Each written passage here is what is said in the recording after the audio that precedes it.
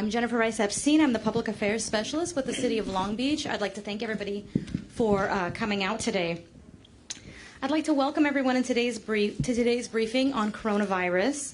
I'd like to thank the Health Department for hosting us, and I'd also like to acknowledge Herlinda Chico from Supervisor Hahn's office. Thanks so much for coming out today.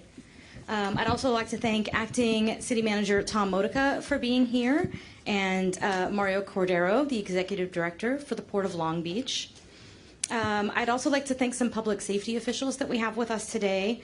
Deputy Chief Ray Tui from the Fire Department, and we have Commander O'Dowd from Police Department, and Francisco Soto, who is the Disaster Preparedness Officer for the City of Long Beach. Today you'll be hearing from Mayor Robert Garcia, City Health Officer Dr. Anissa Davis, and Communicable Disease Controller Emily Holman. After the presentation, you'll have a chance to ask questions of our presenters as well as public safety officials here today.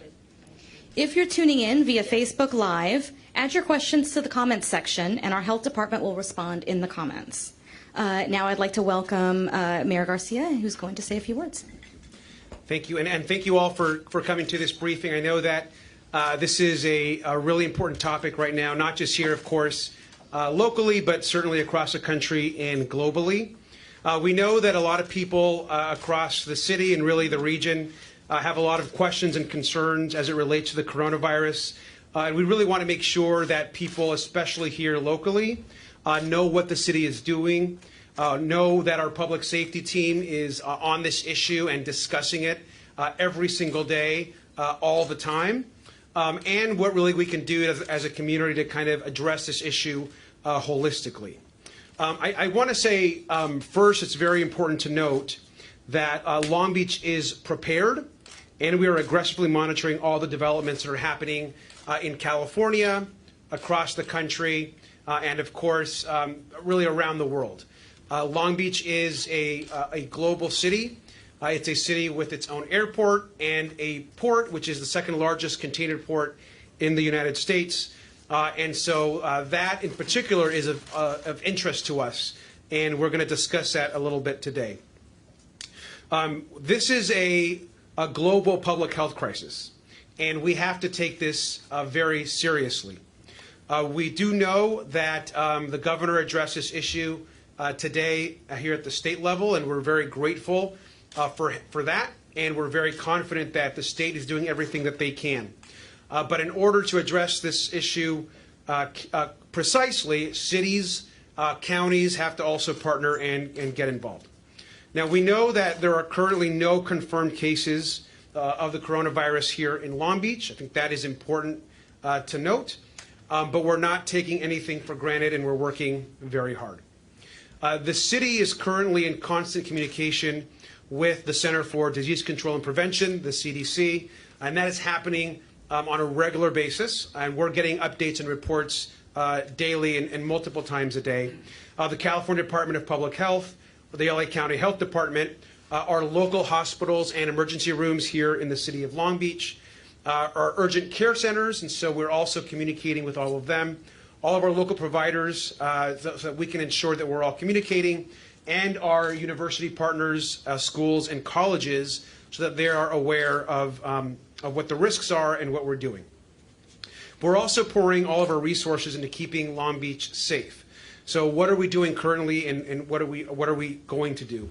We have set up an incident management system within the city to deal with this as we would with other possible emergencies. We are operating our Health DOC, which is our Department Operations Center, which is kind of a joint command operations center for the city to monitor this. And we're tracking a significant amount of data that is coming in on a regular basis, really worldwide data that's coming in. But we're being very proactive. So the Long Beach Airport, for example, is undergoing extra cleaning, maintenance, and disinfecting of any areas across the airport. That's something that we are doing actively. I will say that we're making sure that hand sanitizer and cleaning materials are being made available at every single public facility, especially those that is of high interest to the public. We're working with our major employers and businesses to give them workforce guidance as well. And as it relates to the Port of Long Beach, our chief executive here is from the Port of Long Beach. There is a lot happening as it relates to the port. As you're probably aware, this is affecting worldwide cargo. But most importantly, it is also changing some of the process that's happening at the Port of Long Beach. Currently, vessels that are coming in with workers from China are being asked to remain on the ships. They are not leaving their vessels as in the past there was opportunity to do so, and that is being monitored by the port closely, as well as our federal partners. So these steps are aggressive and certainly appropriate, but we also want to make sure that we are following some of the basics, and that is to ensure, I ask particularly the folks here in Long Beach to be vigilant, to understand that we should be washing our hands with soap and hot or warm water. We got to make sure that we're not touching our eyes, nose, and mouth with unwashed hands, that we're sanitizing appropriately, and most importantly, if you are sick, please stay home. And before I turn this over to Dr. Davis, I just want to also let the community know that the city is taking this very seriously. I am taking this very seriously, and I think this is a global health crisis that we have to be engaged, and I ask everyone to stay engaged and to communicate with their family and their community. And so I'd like to turn this over to Dr. Davis, who is going to give us a little bit more of an update. Thank you, Mayor Garcia. Are you able to hear me okay with the microphone? Yes, you're okay? fine. Okay, thank you. So I'm just going to read some remarks about the situational update globally, and then here in Long Beach, nationally, and in the state. And then we'll kind of go over what Long Beach is doing, and then I'll turn it over to Emily to kind of get into some more details. So the respiratory illness COVID-19, which was formerly known as 2019 novel coronavirus, has quickly spread after originating in Wuhan, China, in Hubei province in December 2019. There have been over 81,320 cases and 2,770 deaths reported globally. The vast majority of those cases are within mainland China. While the number of new cases within China has plateaued and begun to decline, there has been a sharp increase in cases outside of China in countries such as Italy, South Korea, and Iran. Currently, there are 15 cases of COVID-19 confirmed in the U.S. This number does not include those U.S. residents who were repatriated on chartered flights, nor does it include the U.S. residents associated with the Diamond Princess cruise ship. Locally, there are no cases in Long Beach. There is one case in Los Angeles County and one case in Orange County. Of note, yesterday, the U.S. Centers for Disease Control and Prevention confirmed the first case in the United States of possible community transmission of COVID-19 in California. The individual, a resident of Solano County, had no known exposure to the virus through travel or close contact with a known infected individual. Over the past several weeks, Long Beach has been monitoring travelers returning from mainland China for 14 days after arrival to ensure they do not develop symptoms of COVID-19. Those who are undergoing monitoring are required to avoid school and work and are asked to stay at home for the duration of the 2 weeks. To date, we have received notice of 64 travelers and have actively monitored 8 individuals. None of these individuals have developed symptoms at this time. The number of travelers returning to China has greatly decreased in recent weeks, as most people who desire to return to the U.S. from China have already done so. Because of the expanding nature of this outbreak globally, the CDC has announced that the U.S. could eventually see sustained community spread of COVID-19. While the outbreak is not currently considered a global pandemic, both the World Health Organization and CDC have noted that it could reach pandemic levels.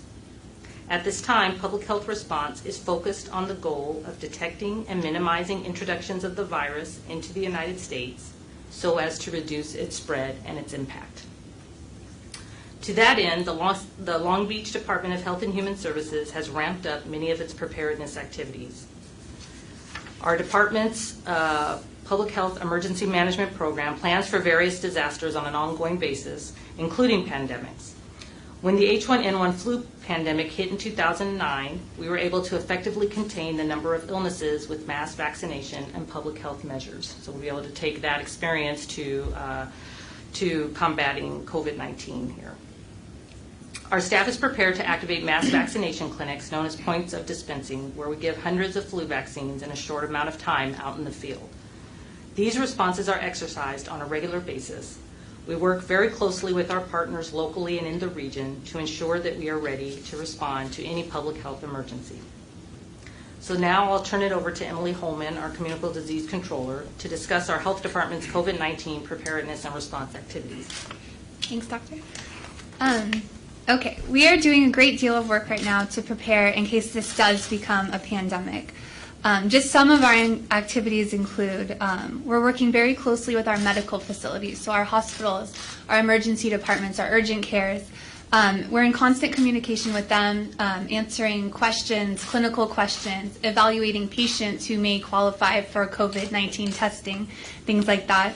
We're hosting a meeting here next week with our hospitals, our infection preventionists, and our emergency departments to discuss updated guidance and answer questions for them. Another thing is we're staying up to date. So this situation is rapidly evolving, and every day there's new guidelines or new publications that come out with more information on this virus. And so we have daily calls with CDC, with the state, with the California Department of Public Health, and even with our neighboring jurisdictions, with LA County and Orange County, to discuss changing guidelines and how we implement those in our own cities.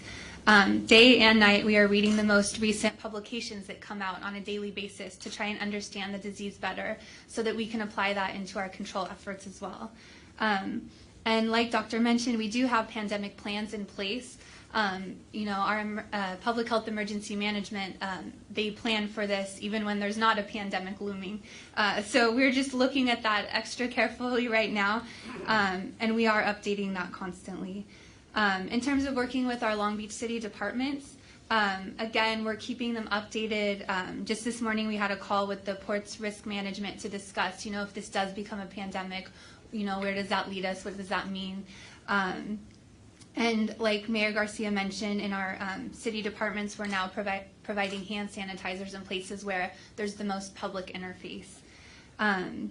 We're getting in contact with our business partners in large event venues to discuss mitigation planning and preparing for worst case scenarios. Finally, we do have a great website up. I just wanted to plug that, longbeach.gov/COVID-19, but it does have the most updated information. We keep a daily case count for the U.S., California, and locally, and we do have information for both providers and the public. And finally, we continue to plan for the worst case scenario. And among our staff, we do have the expertise and the ability to prepare for this pandemic. With that, I'll turn it back to Dr. Davis with the final message. Thank you, Emily. So there's a lot that's still unknown about COVID-19. Currently, there's no vaccine for this virus, and there's no therapeutic medications to treat it. However, we do know that making sure you wash your hands frequently, that you're covering your coughs and sneezes, that you're staying home when you're sick, can lessen your chances of getting this respiratory virus as well as other respiratory viruses. Getting a flu shot is important to prevent that respiratory virus. And if you don't have respiratory symptoms, then a mask won't prevent you from getting sick. So if you don't have symptoms, you don't need to wear a mask. The Long Beach Department of Health and Human Services will continue working with our city department partners and other local stakeholders to address the possible introduction and spread of COVID-19 in our community and ensure the health and well-being of our residents. Thank you. We'll take a couple questions if there's questions for any of our experts or anybody here at the table. Doctor, you've indicated while we don't have a vaccine yet, you've also mentioned the possibility of implementing mass vaccination protocols. Have we got logistical matters settled out on that, where you would send people, if you set up football fields, parks, whatever? Has that worked out with fire department, police department? And is there going to be a way of communicating to people saying, we have a vaccine if you need it? Yes. Here's where to go, days, times, everything else like that? Right.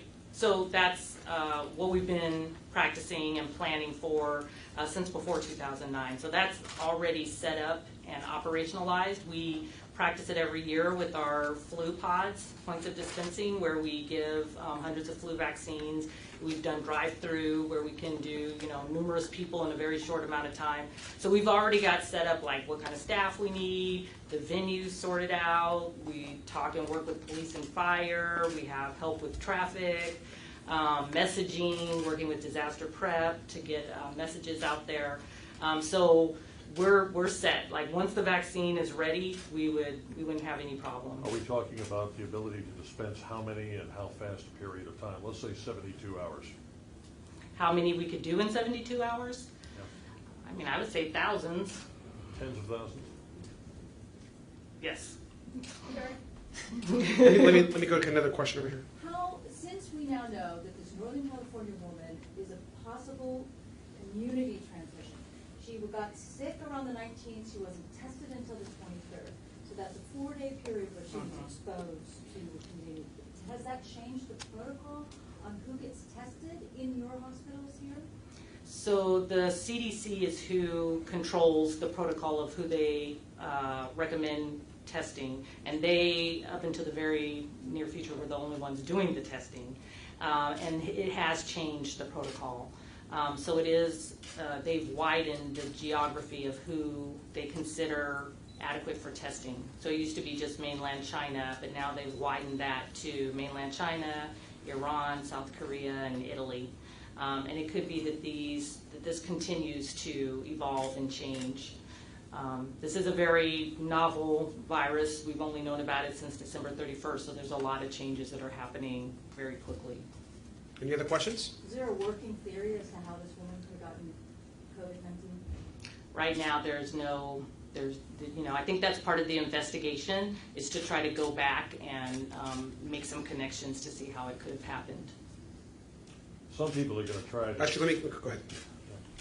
You said anybody coming from China in any of the vessels through Long Beach has to stay in their ship until they leave. How are you guys monitoring, who needs to stay there and the fact that they stay there? Yeah, I'm going to have our chief executive at the port answer that question with Mario Cordero. Yes, thank you for the question. We're working with the Coast Guard, the federal agency that within their purview.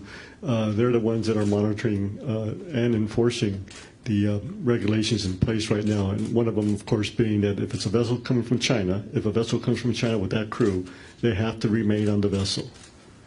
So, How long has that been in place? pardon me? How long has that been in place where you've required them to stay on board on vessels? The Coast Guard implemented that, I think, about maybe a week and a half ago, when we started getting a situation in terms of what we were seeing here as it relates to China. But I think the Coast Guard, I'd have to say, was very proactive on that. And at this point, again, that will continue into the near future until sometime this is controlled. Any other questions? Sir, I think, did you have another question or no? No. Okay. Let me, yes. Are you advising people if they wake up and have cold symptoms to come in and get tested, or what should people do if they think they might have it? So they can talk to their doctor, and then their doctor will usually call us and give guidance, or else they'll go on the CDC and they'll kind of know what questions to ask the patient. And then we also have a number that people can call if they have questions, and we can help kind of guide things and go through the questions and decide what the next appropriate steps would be. Okay. But do you have any tests for the virus? Because apparently they're restricted lab. So right now, most of the testing is being done at the CDC, but we're the kind of gatekeeper. So once we talk to the patient, and if we decide the patient should be tested, then we would collect the specimens. The specimens would come here, and then we would forward them on to the CDC once the CDC agrees that the patient should be tested. Any final question or two? Is there anything that you're going to be putting out either on the web or other means of getting to people's attention, a simple checklist that if you get sick, and the following factors are a part of what your illness is, A, B, C, D, E. If you have A and B, you're fine. If you get down to E and you're checking every box, that's when you should be calling your doctor. That's when you should be worrying. So we have some of those things already on the website. There is a flyer that kind of says, you know, how do you get coronavirus and what things to do. This way? Yes. All right. And of course, the website is longbeach.gov. You can get to the health department site from that website. But we encourage people to just remain in constant communication on this issue, and the city will continue to monitor and to put out communication. And also, please note that those that are just this morning, certainly we had some conversations. I had conversations with some of the supervisors in LA County, and we see what's kind of happening with some of the emergency declarations that are happening statewide. And so we're all working together in conjunction to ensure we have a unified approach. Thank you very much. And Can I have one more question? I'm sorry. Is there anything about COVID-19 that manifests differently than just the flu? How would people know, okay, this might be something totally different? So a lot of times it does start basically the same way. So you have a fever and cough and maybe a runny nose or sore throat, maybe some diarrhea. So a lot of times it looks just the same, and it's usually by talking with the person that you can kind of drill down to see if maybe they would be at higher risk for COVID-19 versus something else, and then kind of go from there. And then you can also test. There's panels of respiratory viral tests that you can do, and so you can kind of rule that out as you're working at the patient. So you look for ordinary flu, Right. and then if Right. it doesn't come up, then it's Right. more Then- likely. You get a little bit more suspicious, yeah. well, thank you. And before I close, I'm going to make some brief remarks in Spanish. So if you need anything in Spanish, I'm just going to condense some of the information. No, please. I just want to give Okay. And then